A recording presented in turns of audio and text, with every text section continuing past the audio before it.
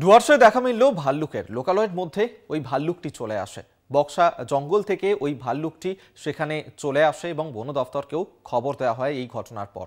যেখানে ডুয়ার্সে সেখানেই এই ভাল্লুকটিকে দেখা মিলেছে এবং লোকালয়ের মধ্যে ভাল্লুকটি ঢুকে পড়ে। সেই ভাল্লুক দেখার জন্য স্থানীয় মানুষজনও ভিড় জমান। বন দফতরকে খবর দেওয়া হয়, ঘটনাস্থলে আসে বন দপ্তর, সেই ভাল্লুকটিকে সেখান থেকে নিয়ে যাওয়া হয়। বক্সা জঙ্গল থেকে দক্ষিণ জল ঢাকায় চলে আসে ওই ভাল্লুকটি। স্থানীয় মানুষজন ভাল্লুক দেখার জন্য ছুটে আসেন সেখানে। বন দফতরকে খবর দেওয়া হয়, ইতিমধ্যেই ভাল্লুকটিকে সেখান থেকে উদ্ধার করেছে বন দফতর। অজয় শাহ আমাদের সঙ্গে টেলিফোনে রয়েছেন প্রতিনিধি, বিস্তারিত জানবো অজয়। দেখো অভিক, শীত পড়তেই ভাল্লুকের আতঙ্ক শুরু হয়েছে ডুয়ার্সে। এই বছর ফের লোকালে চলে এলো ভাল্লুক। মঙ্গলবার সকালে আলিপুরদুয়ার জেলার দক্ষিণ ধনকর এলাকায় বক্সার জঙ্গল থেকে একটি ভাল্লুক চলে আসে। ভাল্লুকটি গ্রামের বিভিন্ন এলাকায় লাফিয়ে বেড়ায়। ভাল্লুক দেখে এলাকায় ব্যাপক উত্তেজনা ছড়ায়।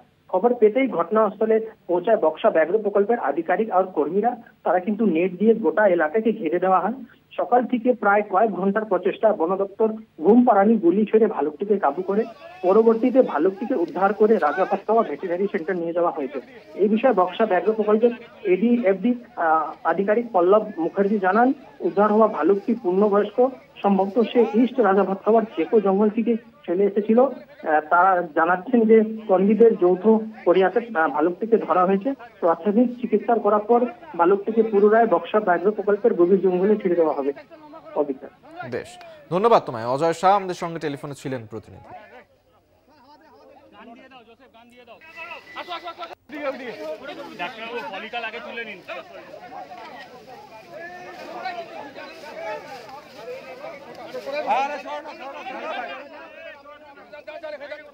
আচ্ছা, আমি যেরকম নিয়ে যেতে হবে একদম প্রাইমারি খবর যেটা কথা সেটাই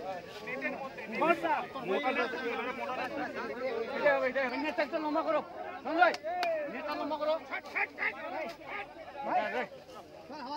গান দিয়ে দাও জোসেফ, গান দিয়ে দাও। আসো আসো আসো।